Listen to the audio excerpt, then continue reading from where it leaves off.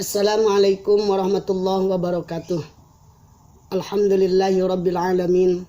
Assalatu wassalamu ala surafil anbiya'i wal mursalin wa ala alihi wa sahbihi ajma'in.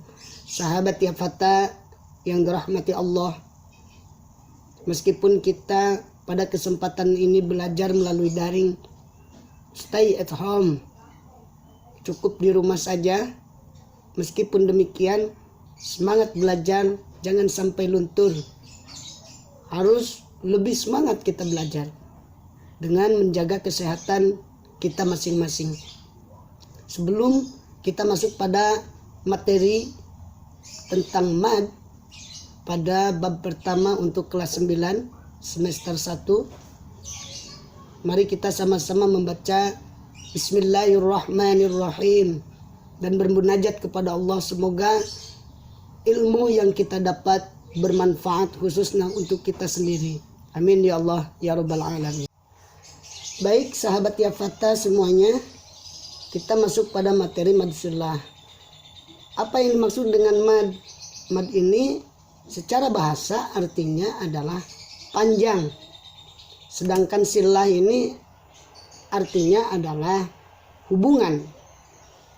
Nah, kalau menurut istilah, mad silah mempunyai arti apabila terdapat hak dhamir yang berharkat dhamma ataupun yang berharkat kasroh, kemudian terletak di akhir kata dan tidak dibaca wakof, artinya dibaca wasol atau bersambung dengan huruf berikutnya.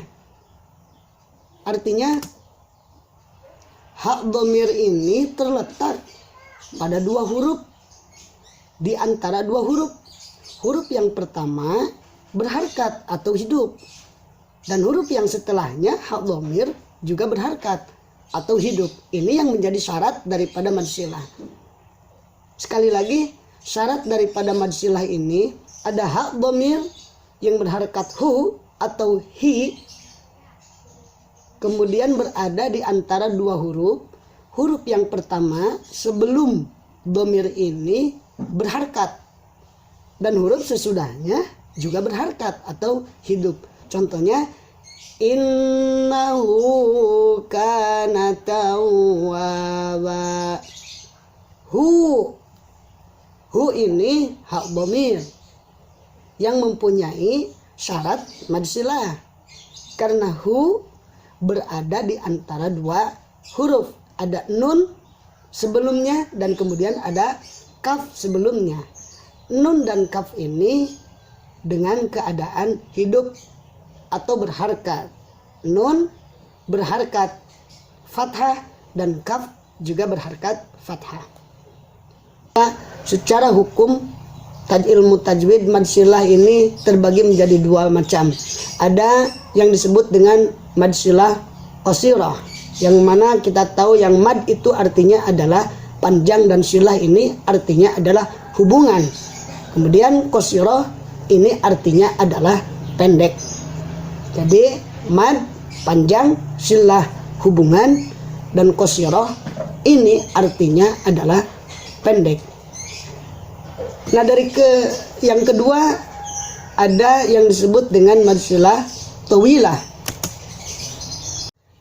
Baik, penjelasan mad silah qasirah ini, yang mana kita tahu bahwa mad ini adalah panjang, silah ini artinya hubungan, qasirah artinya pendek.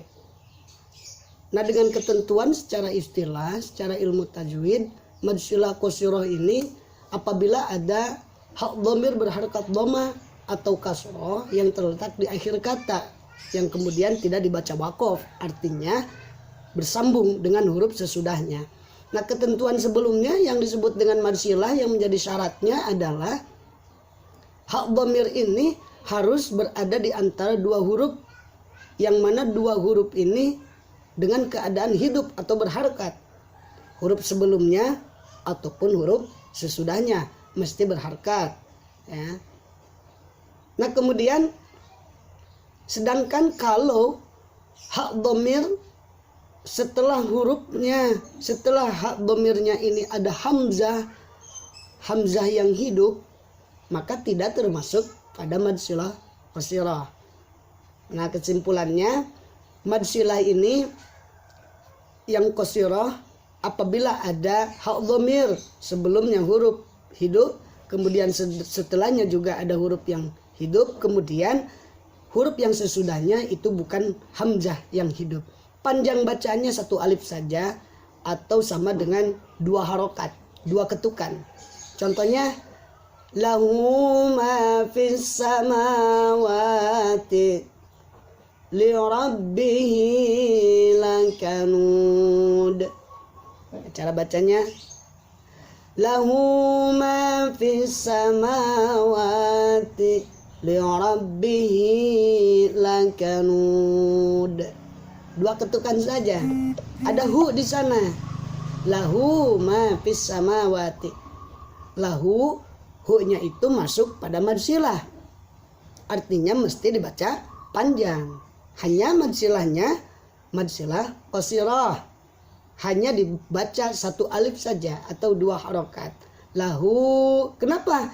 Karena huruf yang sesudah dhamir hu ini bukanlah hamzah.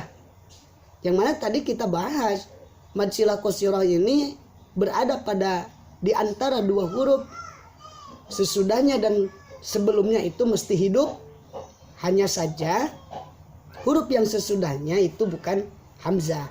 Nah, kalau setelah hu, dhamir hu ini ada hamzah, itu tidak termasuk pada mad silah qasirah. Tapi masuknya pada mad silah yang lain yang nanti kita bahas ke depannya. Nah, anak-anak sahabat Tiafata semuanya silahkan kalian lebih pahami lagi. Dan yang kedua ada mad silah tawilah. Mad ini panjang, silah ini hubungan, tawilah ini juga artinya panjang secara bahasa.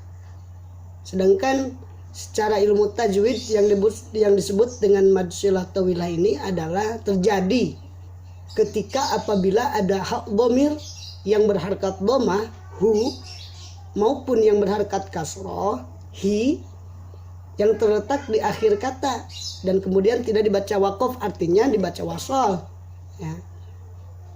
Yang mana ketentuannya mad silah ini, saya ulang, bahwa dhamir hu atau hi berada di antara dua kalimat, huruf yang pertama hidup dan yang kedua juga hidup. Nah, setelah dhamir hu atau dhamir hi ini dalam mad silah tawilah berbeda dengan mad silah qasirah. Nah, kalau dalam mad silah tawilah ini apabila huruf sesudahnya itu ada huruf hamzah yang berharkat atau hidup, makanya tadi tidak disebut mad silah qasirah. Tidak disebut mad silah qasirah. Jadi kesimpulan mad silah tawilah ini apabila ada hak dhamirnya yang berharkat hu ataupun hi, huruf setelah dhamirnya ini ada huruf hamzah yang berharkat. Dalam tayangan berikut ini lahu illa ma syaa indahu awwab. Nah, ada hu dhamir lahu illa ma syaa. Hu-nya mesti dibaca panjang, masuk pada mad silah. Hanya mad silahnya mad silah tawilah dengan panjang bacaannya 2,5 alif atau 5 harokat saja, 5 ketukan. Lahu illa ma syaa. Pada contoh kedua ada indahu awwab. Hu pada contoh ayat kedua indahu awwab. Kemudian kecuali ini yang dibaca meskipun ya berbentuk hu, tapi meskipun ini dhamir tapi dibacanya tidak panjang. Contoh pada surat Az-Zumar ayat ke-7. Yardahu lakum. Yardahu lakum. hu ini tidak dibaca panjang. Ya, tidak dibaca panjang. Karena apa? Karena sebenarnya dhamir hu yang ada pada kalimat yardahu ini sebelumnya adalah ada huruf yang berharakat sukun. Karena asal daripada yardahu ini adalah rodiya. Yardahu. Jadi ada huruf yang bersukun, makanya hu tidak dibaca panjang. Kemudian ada pada surah Al-Furqan ayat 69. Fihi muhana. Hi ini mesti dibaca panjang, mad. Kenapa? Ya, padahal pada ketentuan sebelumnya yang dibaca panjang, hak dhamir yang dibaca panjang itu kalau hak dhamirnya ada di antara dua kalimat, dua huruf yang sebelum dan sesudahnya hurufnya mesti hidup. Sementara fihi sebelum hi ini hurufnya mati atau bersukun. Akan tetapi pada ketentuan lain, karena menurut Imam Hafaz bin Asim mesti dibaca fihi, mesti dibaca panjang karena tauqifi. Tauqifi ini artinya bacaan yang diterima langsung dari Rasulullah Shallallahu Alaihi Wasallam. Jadi bukan ijtihadi. Akhir kata, semoga dapat difahami, dan anjurannya silakan buka lagi referensi dari buku-buku lain atau bertanya kepada teman dekat atau bertanya kepada guru ngajinya ya. Sekian, assalamualaikum warahmatullahi wabarakatuh.